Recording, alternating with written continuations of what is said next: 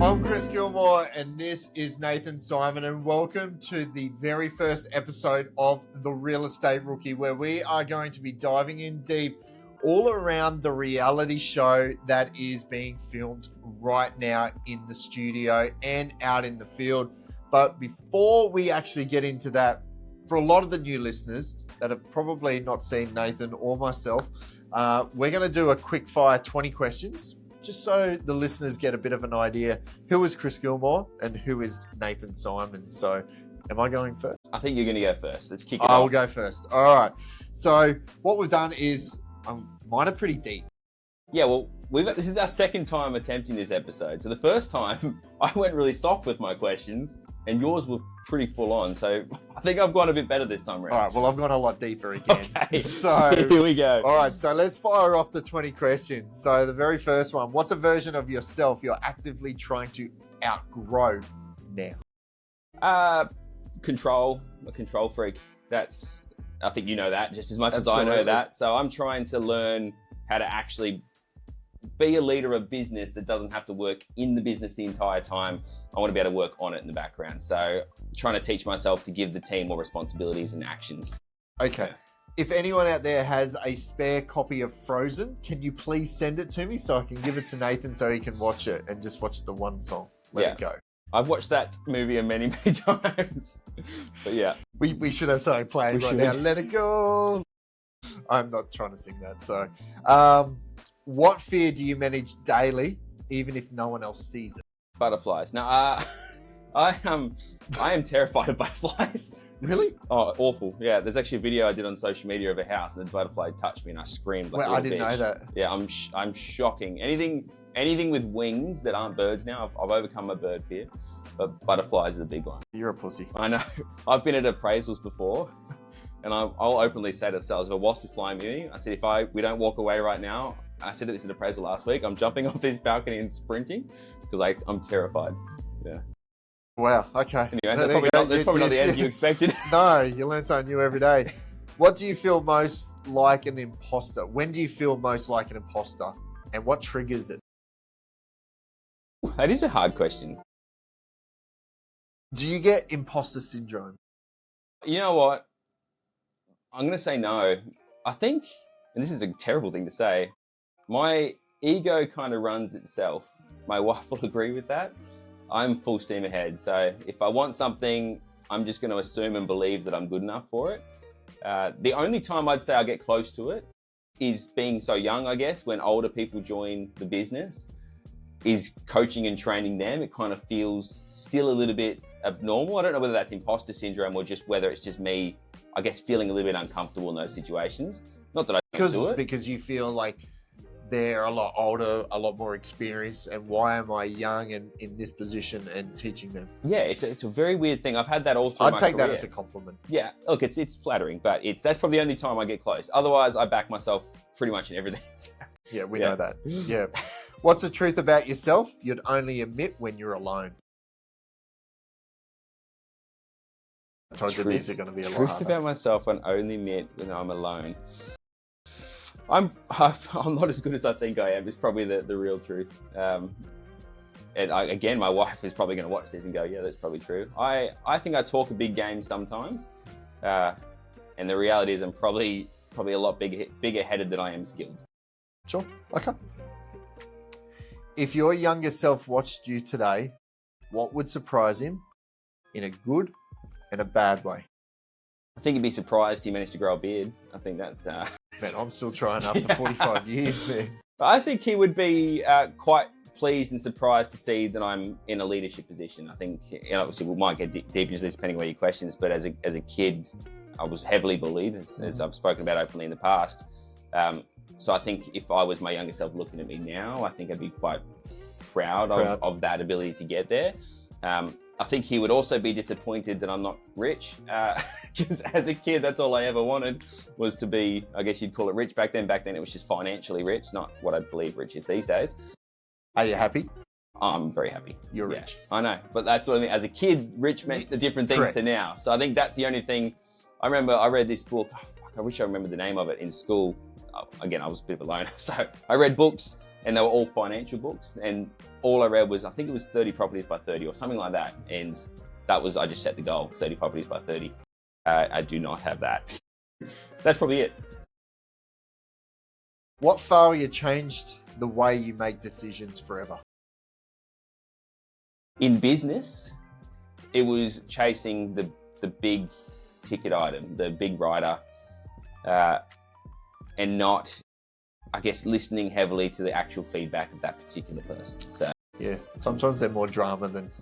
Yeah, and I've heard that at that particular time. I heard that from other people that person had worked with. I also heard it from you guys being like, sometimes it comes with more headaches than it does benefits, and it 100% did. That was a big learning curve for me. Sure. So, a lot more selective these days. Yeah, we certainly are. Yeah. When pressure is highest, what pattern do you fall into that you're not proud of? I get blunt. So when pressure is on, especially, and my team will testify to this, it's the only time that I just go, do this, do that, do this. I get very blunt. And I think the emotional intelligence disappears. Yeah, and that's something that I am working on. Okay. What's the difference between confidence and coping in your experience?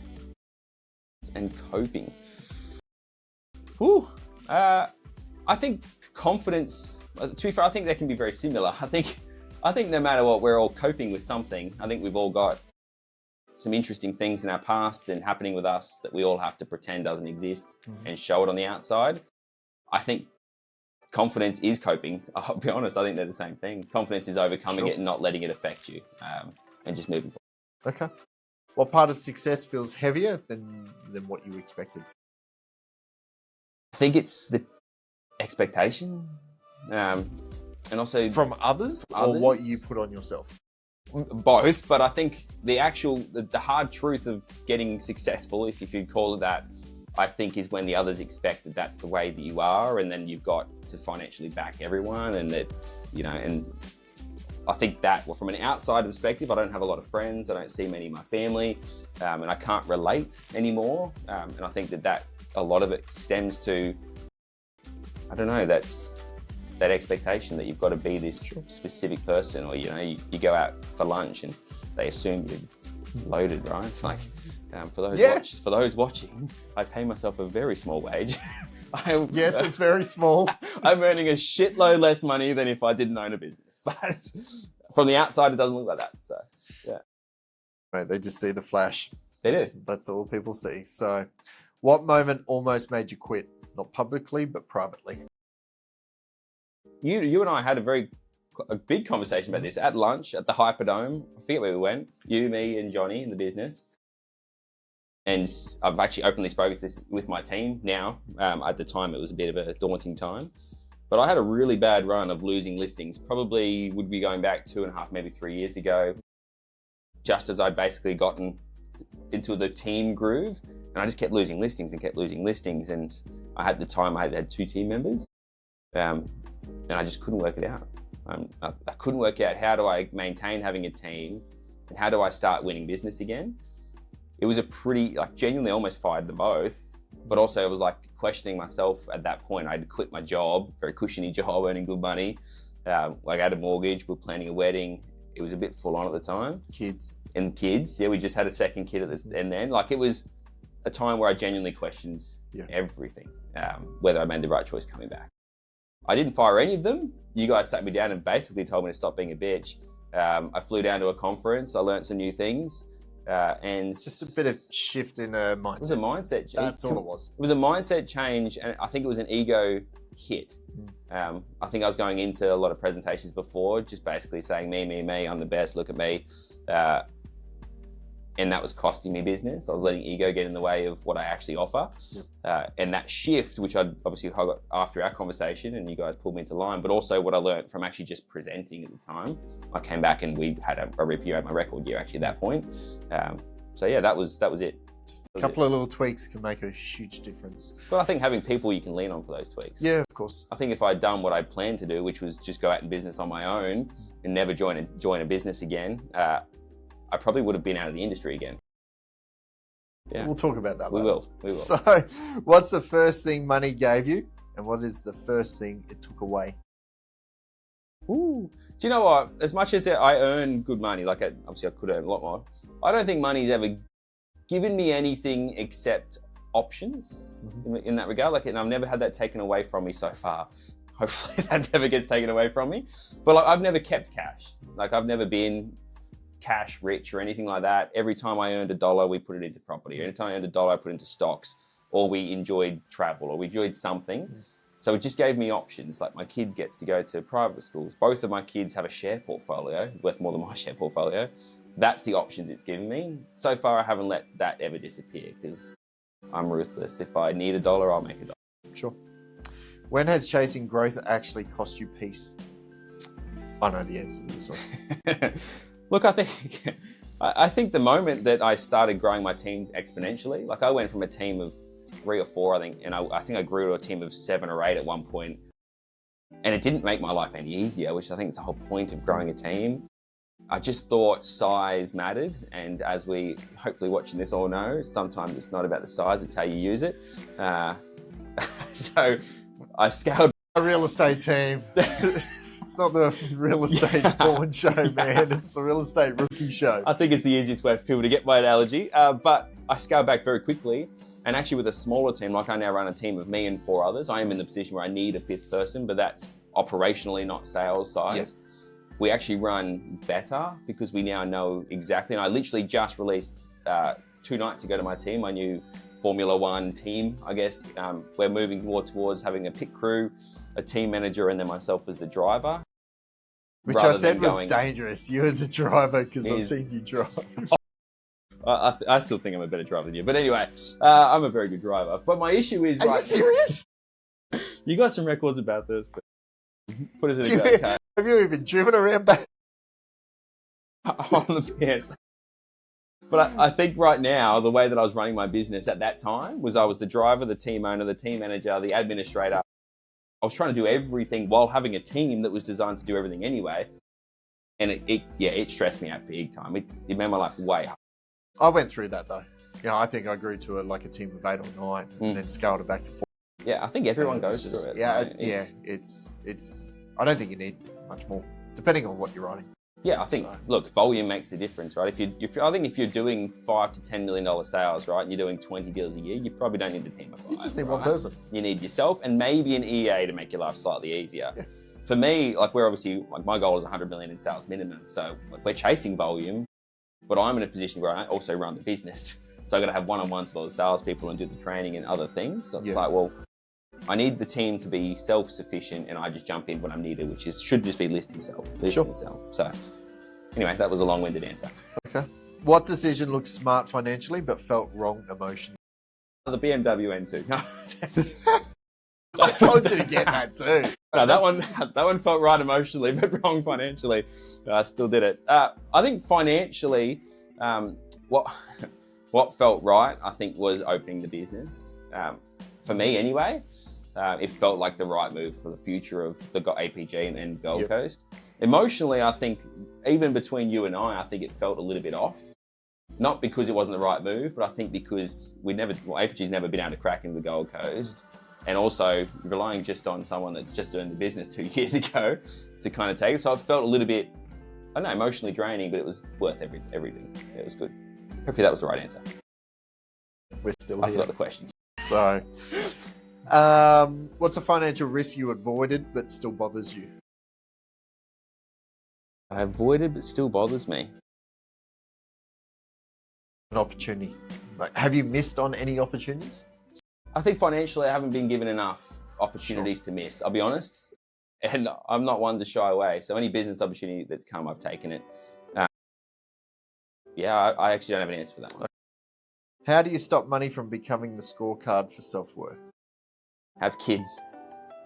Have a reason. I think I forget the name of the book, but it's Knowing Your Why, I think is really, really important. Start with why. There we go. I think actually having, and everyone that comes into real estate day one, money, that's their goal. That's the only reason they join the industry. They see the posh, they see the Instagram, the people posting Rolexes and all that sort of bullshit.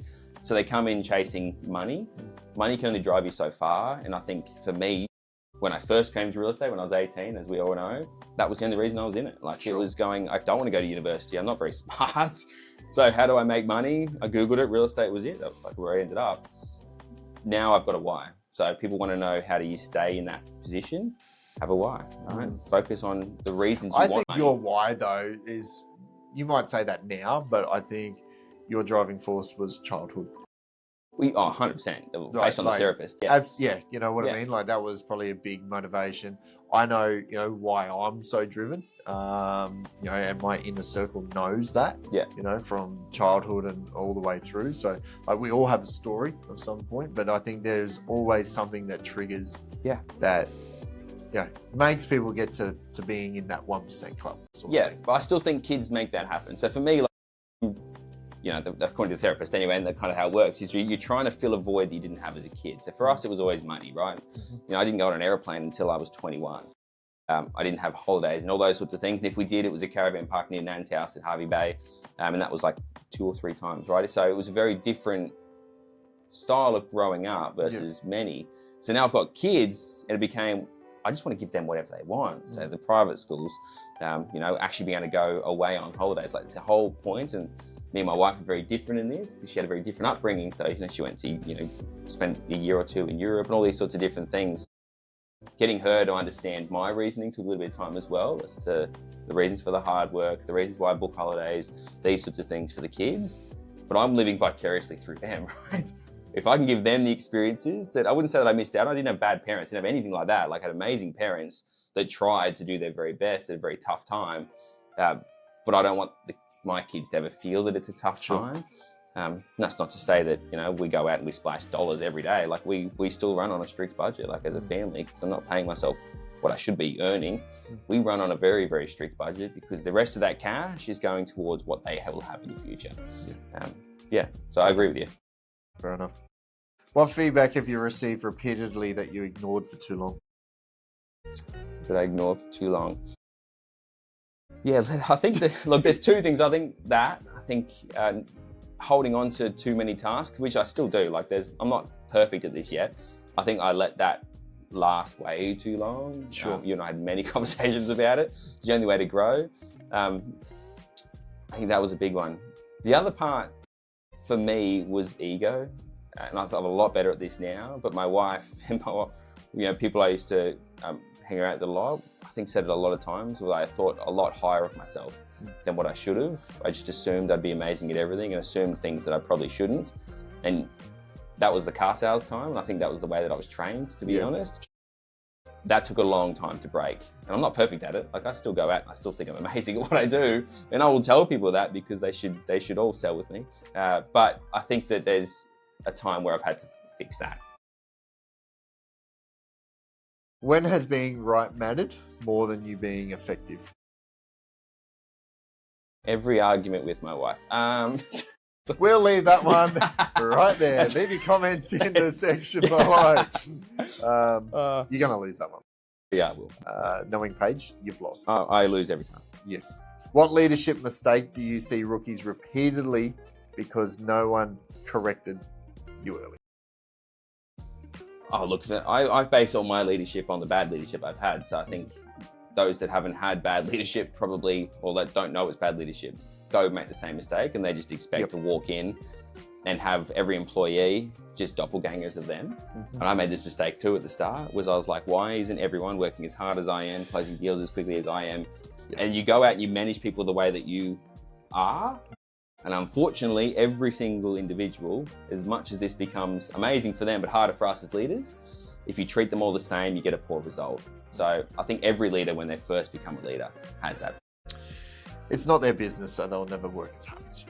No, but also every personality is driven by different things. They are. Yeah, it's crazy, hey? Yeah, so like I still remember in car sales, and look, car sales, how we are ranked more dodgy than them, I have no idea. But we would train some terrible things. But like, we would sit in front of a customer, and we'd have to call our manager for God knows what reason. And if we were calling him to say, hey, they're not buying a car today, he would literally scream down the phone at my ear, you're shit at your job, you didn't ask this question, you're terrible, blah, blah. So you have to sit in front of the customer and say, okay, yeah, cool, we'll see you soon. And then he'd come out. I had him once, an old manager, and somehow he's been promoted. I have no idea. Throw the keys at the customer and say, "What a waste of our time," and stormed off. And I've had to go, thanks for coming in. I'll be in touch. Like, people are trained in harsh ways, and that doesn't get the best out of people. Yeah. So, No, it doesn't. Not now. not anymore. What's something people praise you for that you actually struggle with? I think people praise me for where I am in my age. I don't feel like I'm that far ahead at my age. And you struggle? I do, yeah. I don't know. I don't know whether... This is going to sound terrible, but I think 30 is old. I'm not 30, just by the way, but I'm almost there, right? So growing up, I was like, by 30, I should be... No, I'm 29. So I got another year. Yeah. So I look at that and I think that I should be further ahead at 30, which is probably a terrible thing to say because I'm doing fine, right? Like, I'm not saying I'm doing bad or anything. But when people say you're doing really well for your age, my brain doesn't agree. And that's the same every time. I don't know that that'll ever change. I think I'll be Probably 40 and not. thinking the same thing. But I think that's why I'm wired that way. Yeah. Sure. And I think you're the same, to be honest.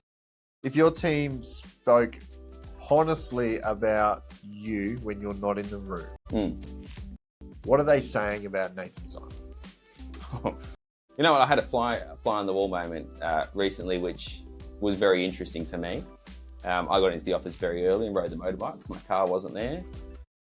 And I said this just before in the video, when I'm under pressure, I get a little bit blunt and don't have much emotional intelligence at that time. So I sent some messages and questions, some things the night before that obviously rubbed up the team the wrong way. And so I was sitting in my office working away and 2 team members walked in who we've had a very good discussion about this and we're all sweet, but we're not overly happy about the comments that I was making and sort of voiced their opinions, not knowing that I was there, and I heard every comment about it. It was a very funny chat afterwards when I made it very clear that I heard everything. But for me, that was quite eye-opening to realise that those moments that I am not as empathetic and emotionally in control and can be quite blunt, how much it has an impact. So I think that they would say 2 things. I think they would say that I am probably a workaholic and that I try, but I also think that they would say that I have some things to learn. I think you're being really hard on yourself, right? I reckon if I went and spoke to Kachina, Tom, Josh, Ross, all of the team, to be honest, I think they would all pretty much sum you up and go, an amazing leader. Yeah. That would be the first thing they would say. Yeah, that would be pretty cool to hear. They would. Like, I think you're just taking one little example that last week. Like, you got to look at it over the entire... Yeah. Look, I hope that they have those conversations as well. But I think behind people's back, not everyone is amazing, right? Like, but I'm talking if they had to be harshly honest, I think that there's no way that I'm the perfect leader. And there's definitely mistakes that I still make and have made. But I think they would all have the same opinion. And I think they would all notice that every time I make a mistake, I want to learn from it and want to be better from it, right? You own it. Yeah, I own it. Like, there's, at the end of the day, mistakes are mistakes, and they can't grow if I don't grow. And if I don't make mistakes, I can't grow. I think the difference between myself and many of the leaders I've worked with in the past is that as soon as a mistake is made, they blame the others. Yep. And so that just keeps happening, and culture gets destroyed. And the one thing I've focused on the moment that I became in a leadership position was how can I help them? Because if I can serve the way that they want to be led and their goals, they're going to work harder for what I want as well. So hopefully they have those comments too, but I know that there's times where they would say, I think he's not perfect. Yeah.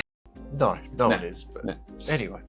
Well, there you have 20 long, quick-winded answers. I get a lot of long-winded answers. So they were tough questions. Man, Holy I told you shit. I wanted to go a little bit deeper. Yeah. So, but that's Nathan Simon. Yeah, that's a good rundown. I think that gives hopefully some insight into who I am outside of the numbers and outside of the sales and all that sort of stuff. I think that's really cool. I think they're going to see a lot more through the show. They will, as well too. How much of a control freak you really are as well too. So I'm pretty sure that's going to be shown. It will be, no doubt. So I think my 20 are probably not as... You know what? I think I've done pretty well here in comparison. For what I did last time, we'll be the judge. I'm glad we've redone this. So let's kick it off. Number 1, what does a perfect non-work day look like for you? Perfect non-day? I would have 3 if I had to pick 3. Yeah. 1, either out at the racetrack, right, doing what I've done since I was 5 years of age. Yeah. Because I'm in my own world. a day on the boat. Yep. Out of the dam. Or literally just sitting on the beach at Currumbin. Yeah, nice. That'd be the 3. Yeah, beautiful. What's something people assume about you that's completely wrong? I think this is a good one.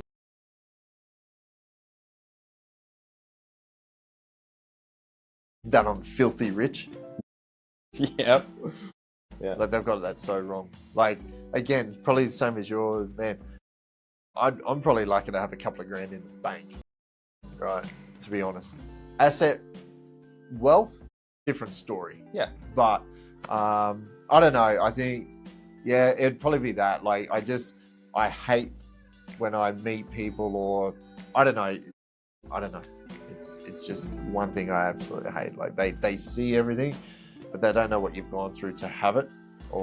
And like you can be filthy rich, but like owe millions to the bank. Yeah. Like it's like, which is probably a lot of people. I think it's most people that have built wealth. What's the quickest and the easiest way? Use someone else's money. Good debt. So that's how I look at it. But yeah, that'd probably be the thing that absolutely just swimming. You know, my swimming pool is full of $100 notes, and I swim in it every day or something. Yeah. No. Yeah. No. That is true. No.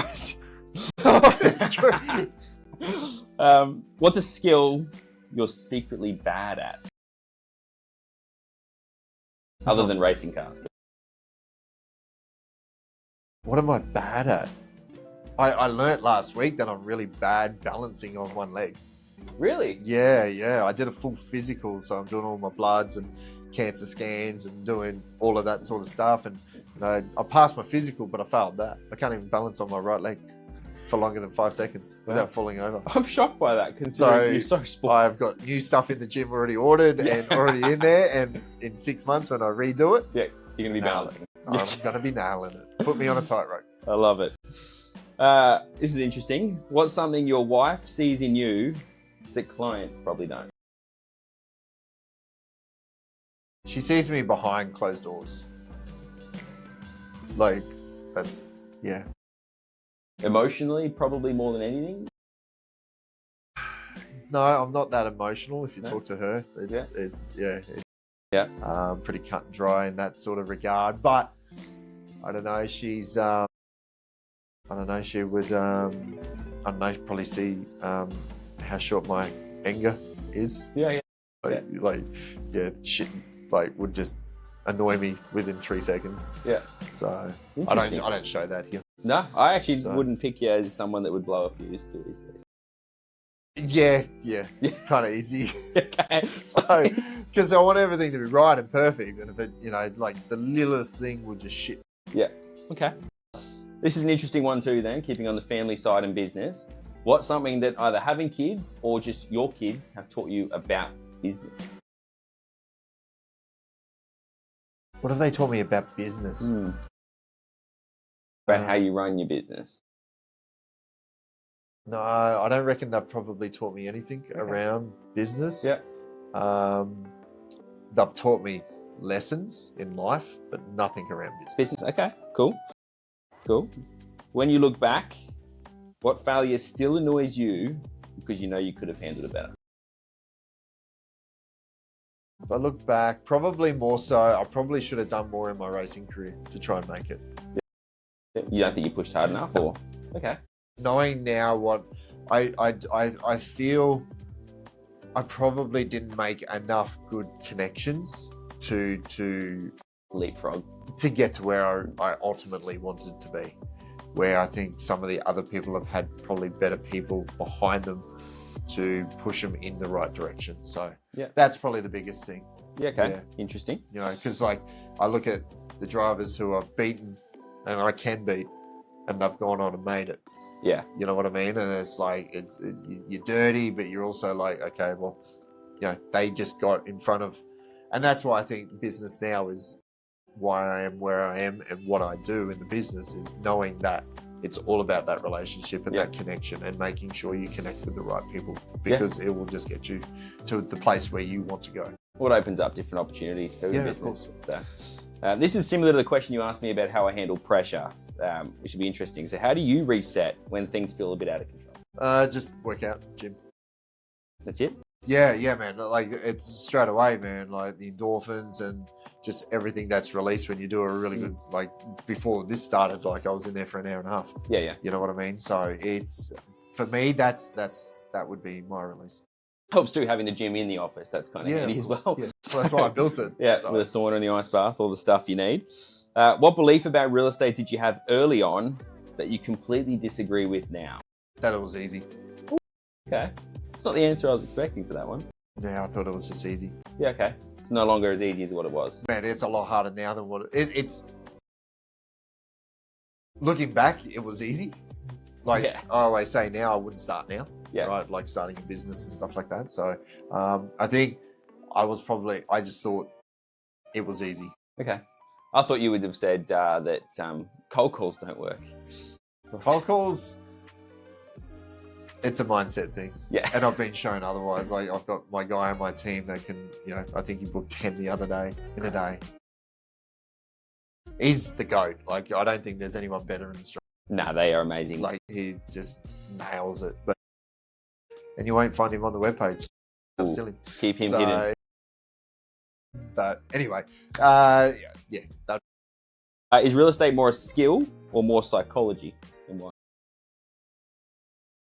Skill you can learn.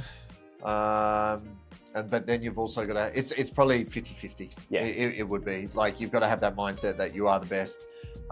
You're incredible at what you do as well too. But I feel, I always say though, if you haven't got the personality, you won't make it. Yeah.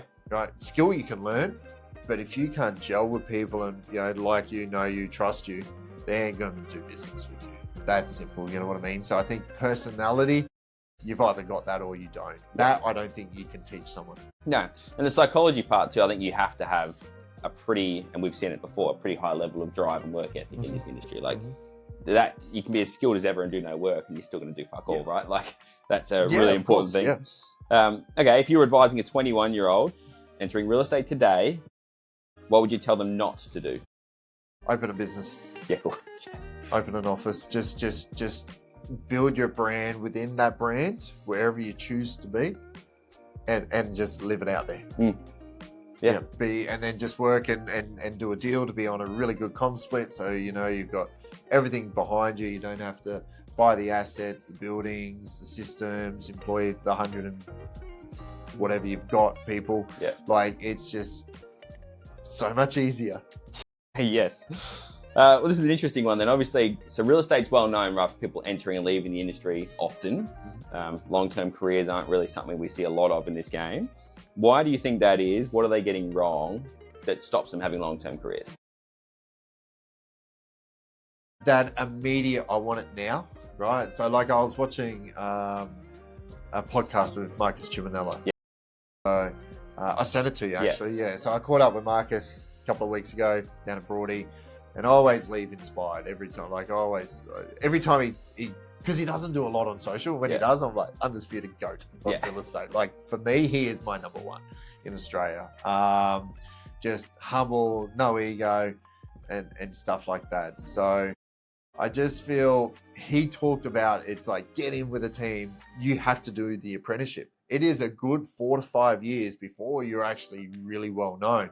I think here in our business, we've found some ways and some systems to sort of fast track that to probably 2 to 3 years, 100%. where they've become like number one in that area. But I think he's absolutely spot on. It is a good 4 to 5 year mental, like that's how long you've got to sort of be, get in with the team, grow from there and go out, do what you do. But I think we see people come into business within 6 months, they see everything and go, yeah, I want to be that agent now. Good luck, see ya, bye, done. Yeah, I said this to everyone too. Like obviously I've been in the industry twice now. So the first time I had that mindset was you got to go out for the kill every time. Every call has to be a listing. Every door knock has to be a listing. You just got to go a bit hard. You get commission breath. And that burns you out firstly, but you also have no long-term pipeline that knows who you are except for the people you're pushing into a deal. So when I came back this time, and I think I said to you then, like, I'm just going to take it slow. That's why I worked 2 jobs at the time. Yeah. Was I can build a long-term career. My favorite moment, which I told my team, I've got a listing that's about to launch actually straight after this podcast. And and a lady that I met 4 years ago. Unfortunately, she's now passed, but I called her, I met her, and I just gave her some helpful advice at the time and spoke to her. I've tried speaking to her every 3 months ever since. And she left a note for her daughters at the time because she chose assisted death, unfortunately. And all the notes said... She did assisted death? Yeah. So wow. she was very ill, like wow. Lovely lady. One of my best mates. Yeah, look, I think it's an amazing thing for medicine. I think being given that choice is awesome, and they can leave on their own terms. But she wrote on a note, after I die, sell the house, only Nathan. Yeah. I've had one of those. He committed suicide though. Like hanging himself in the backyard. But like what an amazing compliment though. Like that's not a nice situation, but it's an amazing compliment to go, I did my job so well that I built a relationship with someone that on her way out wanted to make sure that business came to me. Incredible. Like what a cool thing to happen. So I'm working with her daughter very closely. It's quite an emotional time, obviously. But that for me is the sign of a long-term career. Like people now know who you are, but that was 4 years in the making. Yeah. I say that to the team. Stop trying to find a listing now, find a listing in 4 years' time, because then you're gonna have a really good 4th year. It'll happen. I agree with you there. What's one rule or normal in real estate you'd change tomorrow if you could? What's one normal thing that happens in real estate or a rule in real estate that I would change? There's more than one. If I had to pick one, just the underquoting. That's just. I honestly reckon the franchise groups teach it. Yeah. Like it's just ex-franchise group. Yeah. It's just bullshit. But anyway, look, I think one day it'll get fixed. But I don't know, until the Office of Fair Trading, I think, does their job. Who knows? Who knows? We'll leave that one. Can of worms. Now, if you were starting again a business today, which I know you wouldn't, but hypothetically, you were starting today on your own, what is the first person you would hire? Real estate? Yeah. It would be an assistant straight up. Just to do all the odd-end jobs, so I can focus on doing what I need to do. That's a simple one. Yeah. That's fine business. Like that's... We're at the hard ones. Oh, whatever. All right, what's a decision that looked risky at the time but paid off long term? So I started with Harcourts, and I was 8 months in, and then we opened All Properties Group. Yeah. And my parents still thought I was... That is fair. Yeah. Yeah. That we opened our own business with the help of 3 other business partners at that time. Put all my cash in, and well, it's definitely paid off. It's definitely paid off. What's something you no longer chase that you used to think mattered? Being number one.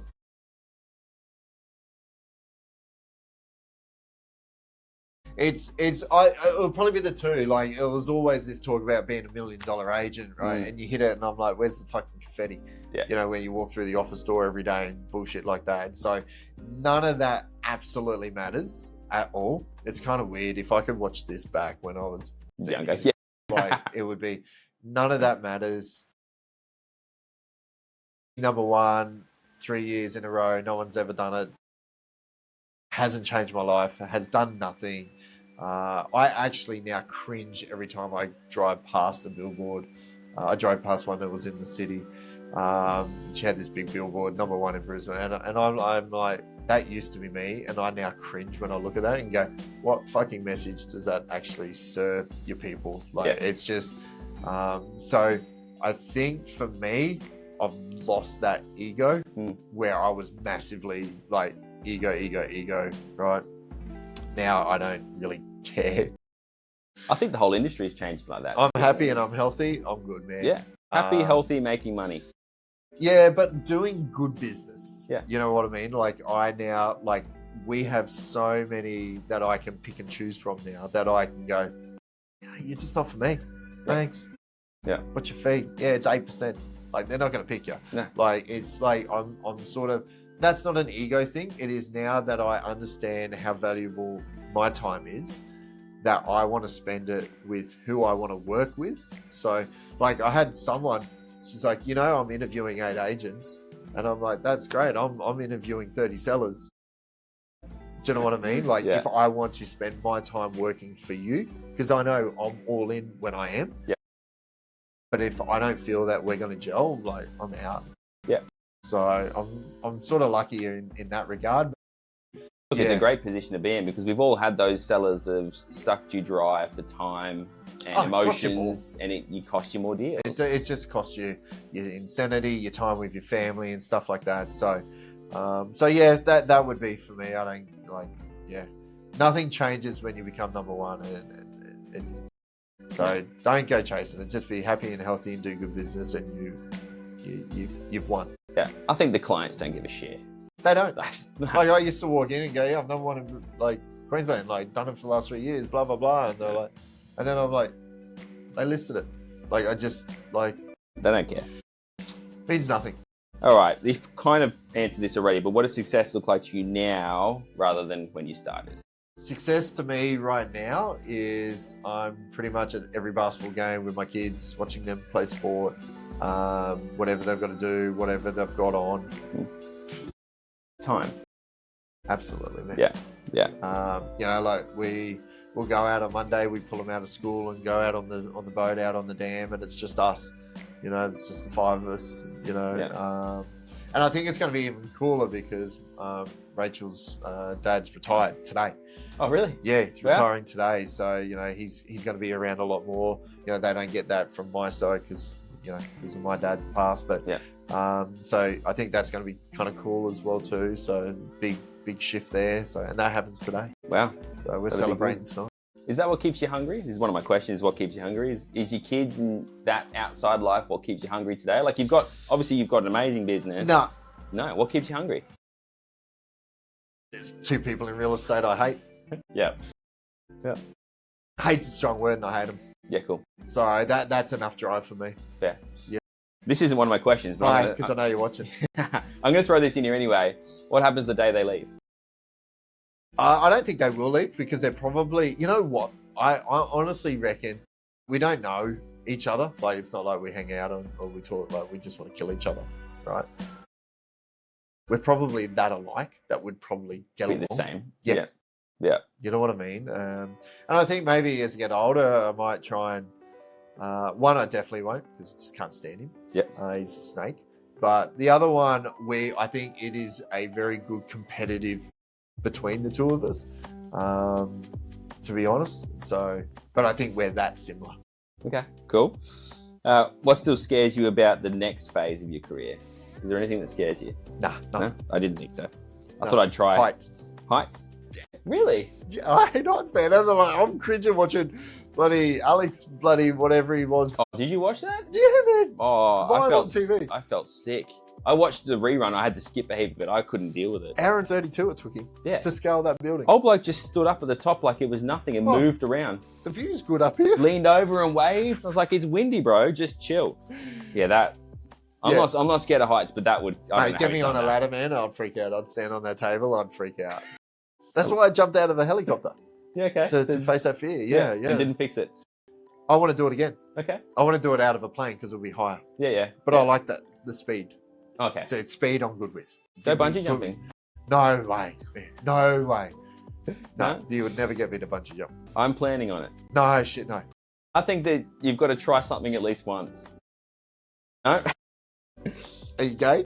No, I wouldn't try that once. So that defeats that whole statement. No, man. It does. No, you're right. You're right. So you can go bungee jump. Yeah. I'm not. 2 last questions. Go for it. This one's an easy one. If real estate disappeared tomorrow, what would you do next? What would I do next? Flip homes. Yeah, okay. So still real estate related, just not selling it. Yeah, I just get in and flip some homes. Yeah, I think it'd be shitloads of fun. Yeah, we're about to. All right, the last one. We are. Yeah, stay tuned. The last one. What's next? What's next for APG, for Chris, for us? There is a lot. I know. That's why I asked the question. So this is loaded. This is a loaded question. All right. So what's happened? Just what's happening? All right. So well, we had 7 new staff switched to All Properties Group at the start of the year. That was start of the month. Yep. That was exciting to see that they've chosen here, which is exciting. And there's another 2 or 3 coming. Cool. That's a big number. Yeah, so nearly 10 for the month is switched over, which is great. So Can I ask, and we'll keep going with obviously the rest of it, but I think it's a really cool topic, obviously because we are business owners in the business, but why do you think that is? Why are people joining? I just think they can see the vision of where we're heading. We are not your typical, like your everyday franchise group that's on every second corner, doing things very different. And I think we've opened the doors that they've now gone, yeah, they are actually a bit serious about what they're like. I don't think we show enough of what we actually really do have on offer. So like for the last 8 months, we now have our own CRM system, which is going to be exclusive to us, with the features and stuff like that. So we're going away from the usual, what everyone else is using and stuff like that, because and when we made that decision and we've been developing it and we launched that now this week actually, which is cool. When we left Agent Box, they were like, "Oh, why are you leaving?" And I'm like, "Okay, to what we have just built, you are Windows 98." Yeah, honestly, right? it's crazy. What we have now and that tech is just insane. Heaps of AI coming into it. We've got our new website being released. I'm super pumped on Thursday. My brand, I'm doing something I have never done before.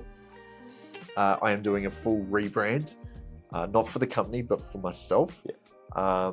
It is going to raise some eyebrows on probably a lot of people. So my entire look, my name, everything is changing. Yep. I'm going away from, which is kind of, people will be like, "What's going on?" You've just got to stay tuned. Trust me. It's so good. It's so good. I think it's one of your better ideas. The orange era is what I've called it. Yeah, it is just, I'm done with marketing. And that's been our philosophy this year, that we're driving home, that we are not now doing any more marketing. We are just going for pure attention. And I think we'll nail this when it comes in. So it's in between, like my suit guy rang me before and said, "Suit's done. He's delivering it, flying it up on Thursday." And I said, so he's like, "What are you doing?" And I'm like, "Well, the suit is for the professional side, but there's also a bogan side, right?" So it's going to be a very fun brand that we're coming out with. So we've got that. We've got you driving home. You really, something close to you is you want your non-for-profit charity that we're I'm starting, excited for that. which is going to be cool to see how that grows and develops within the business at All Properties Group. So that's kind of that's cool that we're doing something like that as well too. So I think that's a big thing that we can all buy into. I think as a brand, it's good. Like, we obviously try our best to give back as much as we can to not only charities, but also to the community. Yep. So to have our own actual brands that can be client funded and also agent funded, that can then help us give back more in an actual legitimate way. Like, it's a proper, like what we're opening is a proper charity. It's freaking cool. It's going to be cool. I'm excited. So we've got that. We've got the almost finished, and I've seen it live demoed with myself. This is going to be controversial. This is very controversial. So with you and I, like, we might be business partners, and like, you're the tech guy wearing the Meta glasses right now. But the AI voice that we've been developing for our system and stuff like that. So like, and I think you probably think you don't like it. Right? I'm not a huge fan. Yeah, not a huge fan. Right. I think for me, after hours, right, we've got someone there now 24/7 that can answer any question. Yeah. Right. Like, legit, any question they have about that property. They can book inspections. They know when the open home is. Her name is Helen. Right. Ooh, it's a good name. Yeah, Helen is the name. Don't know why it's Helen, but we just ran with it. Is. So, booking appraisals for us, confirming appointments, open home feedback. Like, I think a lot of agents are going to go, AI is going to replace us. No, it is. We're bringing it in to assist us. We still have the human element. We still have our prospectors. We still have all of our call center still happening. Yeah. This is just to add on, to assist. Like, sometimes we're seeing anywhere up to 400 buyers a week. Like, we can't physically have proper conversations or get to all of them or answer. So this is just going to assist. I know you're not a fan of it. I've seen it live working in our office. Yeah. I've made the calls to it. Yes, there is a lag. There is always going to be a lag because it's got to be responsive, right? But that's for me, I think, a huge game changer, and we're coming out with that. So that's almost nearly finished. I think within the next 4 weeks, it'll be completely refined, the entire system. Look, I think that's it. Obviously, for me personally, I won't use that side. I love AI, and obviously, I love tech and making life easier. And I think for some agents, it's going to be amazing, right? Especially the people that join the team that don't have a big team behind them to make all those extra calls, for example. It's going to be perfect for them, right? I've got no doubt about that. My one part that I still haven't managed to get over is my personality and my team's personalities. I think that when they talk to us, even if it means they've got to wait overnight to talk to us, which might be obviously the part that I might be having an error on. Maybe people don't want to wait. But when they talk to us, I think we've got a better opportunity getting our personality through and closing the deal. Absolutely. I'm keen to see how it works. Helen has a great personality. She's hot as shit, right? So, like, whatever image we've got in our minds. Yeah. But, like, I used it the other day. I rang to book at the Spaghetti House at South Bank. So we're out in the city with the fam, and we're like, oh, we'll go to the Spaghetti House and have dinner. So I rang to make the reservation, and it was an AI voice. And it's like, hi, Chris, I can help you with that. What are you trying to do? And I'm like, I want to book a table. Okay, sure. I'll have a look at the reservations. For what day? Tonight. Great. For tonight. Any particular time? Whatever's available. Yeah. Look, Chris, our first table availability is at 7:30 tonight. Would you like to go ahead and confirm that booking? Yes, I would. Fantastic. We'll see you at 7:30 tonight, Chris. Yeah. Bang, done. Didn't speak to her. And like, this is where you're going to lose, because I know, and I watch my kids, right? Like, and they literally, if they go to Macca's drive-through, from the speaker box, if the car stops, right, to collect the food, they're like, man, why is this taking so long? Yeah. Like, the generation we are coming into wants it now. Like, yes, I know you want your personality, and you can still do those calls and stuff like that. This is for someone that might ring at 10:30 at night because they're a shift worker and they want to know instantly, is that home available? It will respond. And it emails me the next day, the entire conversation. Then you ring them and talk to them and show your personality. You will be swung. Helen will swing you. Yeah, I'm telling you right now, Helen has got you by your balls, man. I'll stay dubious on it, but also I'm open to learning. So I'm keen to see it. Yeah, that's super exciting. Our CRM, our website, and our AI voice are all coming in like within the next 4 weeks. There's last one you haven't mentioned yet, which I think, for me and you, I think is really exciting. TACX. TACX. Yeah, you like the name? I love TACX. Yeah. I think there was a few options that were thrown around. I think TACX works really well. Yeah, so TACX is, for those that have probably seen me on stage, I've spoken overseas and here in Australia around on the conference scene and stuff like that. So we have now formed another company called TACX. TAC stands for the Agents Conference, but there's also a spin-off called the Agents Community. And we are basically just going to flip the seminar conference world in real estate upside down and do stuff that no one is doing, no one has ever seen before. And there's 2 massive points of difference. Yeah. What are they? Look, for me, and we spoke about this very heavily, and you asked me straight up, what do I like and what I don't like about conferences? And I think a lot of the conferences are designed around motivation rather than learning. So like, I don't go to a conference to get hyped up. Like, shit, I'll just look in a mirror and say, just be better, and I'll hype myself up. And that really annoys me. Like, I want to go to these things and be able to walk away with actionable items. So I think that's one thing. Yep. The second part is they tend to try and sell you shit. One, you got to pay to go, firstly. Then they got sponsors there that are going to try and sell you stuff. And likely the people on the stage are going to try and sell you something that they're doing. Guilty. Yep, it is the way it is, right? So we're not doing either of those things. So free seminar, conference. Small scale. Yeah, that's really important. Yeah. So free and no selling. Yeah. But also we can have like 20, 30, 40, 50 people, nothing crazy, and have genuine conversations. It's capped at 60. Capped at 60 there. We've booked in 6. Yeah. All at the same location. Super hyped. So there will be more to come. Yeah, the website TACX will be released very soon. But yeah, I'm excited for that part because I've been a part of it for so long. Yeah. That we will never charge. and we're never going to sell you something. Yeah. This is genuinely about giving back to the industry. Like, if we wanted anything out of it, we'd fucking charge them firstly. We'd have sponsors for it. We'd start selling them stuff. Like, this is genuinely just us, genuine, candid conversations and training around specific items that are going to help people. Like, it's not designed for people that are doing millions of dollars in GCR. Like, that's not the people that are coming to these conferences. These are people that are, you know, in their first, second year of real estate, doing 10, 20, 30, 40, maybe 50 deals a year, trying to work out how do they break that barrier? How do they go from here to there? And they haven't got $1,000 or $250 to go and buy a ticket. Yeah, literally. And listen to someone that's never been in real estate, never sold anything in real estate, but walk away with a ton of motivation, man. Just go to YouTube for that. So all free. All the podcasts are free. All these people you go and see, you know, there's amazing agents out there that's great, and they get on the stage and they're writing $5-10 million. And these people that are doing 20 deals a year sitting there going, I can't do any of the shit you're doing because you're at a different level to where I'm sitting. And I think the good news is, like, these sessions is you and I, right? Two very similar but different careers, right? I went from, this is my 5th year. I wrote $1.83 million, I think, last year in my 4th year.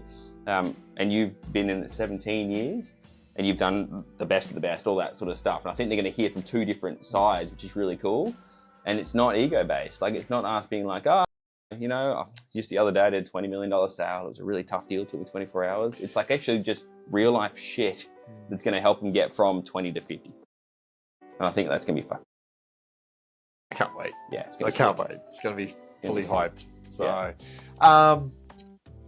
I don't even know how long this has been going for. I don't know. I think that was a good We haven't even spoken about the Real Estate Rookie, the reality show. This is the whole point of this podcast. It is. I think so. If they've got this far, you deserve a medal. It is. Well, the Real Estate Rookie, obviously, this is in infant stage, right? We're really just kicked off. The podcast is a mixture of both. I think this is going to tie in to that side of things, but also the Real Estate Rookie is literally what it is. We're taking 6 contestants. Yeah, so the 5 have been locked in. So let's just quickly go through the contestants, right? Because I have 3. Yeah. You have 2.5.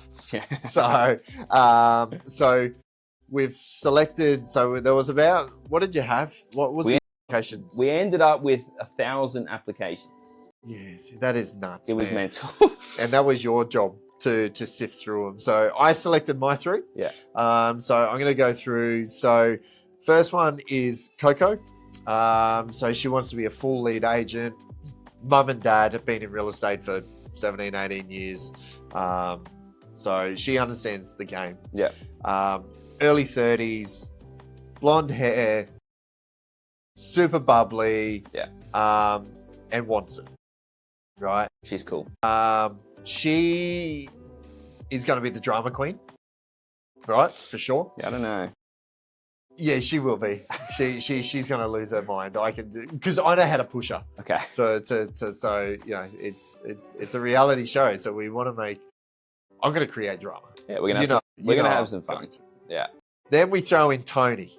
Tony is a guy that walked into our office and said, "I want to get into real estate, and I'll work for you for as long as possible, free of charge, just to show you that how much I want it." Like. Perfect. He's proved himself too. Mate, one of the best on the phones. Now, Tony is I don't know if you would say awkward. He's I don't know, very, very reserved, very quiet. So if you put Tony and Coco together, you're like polar opposites, right? So that's what I wanted. But absolutely knows how to close out deals and get obviously the lead agent into the home, right? So he's now turning and wants to be that lead agent as well too. So he's going to fight hard. And then we got Randeep. Randeep is terrible at table tennis, which I like. So, but again, the quiet achiever. Yeah. Very big in that Indian community as well too. I think he's the dark horse out of all of the contestants. I reckon they're not going to think he's got it, where he just does it behind the scenes and doesn't make a big fuss about it. Yeah. Because we've seen the deals and the leads that he's brought in for the lead agent. So, you know, and it's now his time. He wants to win the Real Estate Rookie and become that lead agent. Yeah. See, I think my two, I've got a drama queen. I've got a very similar one to Randy. Kachina, yes. So Kachina has been wanting to be a lead agent since the day she started. I've got a rule in my office that she has to buy a house before she's allowed to be a lead agent anyway. So this is going to help her a lot. Yep. So she's been with me for a little while, but she is a proper workhorse. Like, loves the stuff. We'll sleep in the office if she has to get stuff done, which I really love. We can make that happen. We can put beds in. We can do whatever it takes. And I think that she's going to be a lot of drama, but she's going to push for the win and she'll do whatever it takes. I think that'll be a lot of fun to watch. Tommy, who's joined the business with us recently, he's a young guy as well. He's very similar to Randeep. So he just gets in, does his job and goes home, but he does his job really, really well. Like, he is an absolute workhorse, gets the leads. He's like 18. Yeah, I think he's just turned 19. Like, he's fucking 19. young. He's been in real estate since he was 16. Like, he 16. He did a little traineeship on the side. He just loves it. Like, loves the game.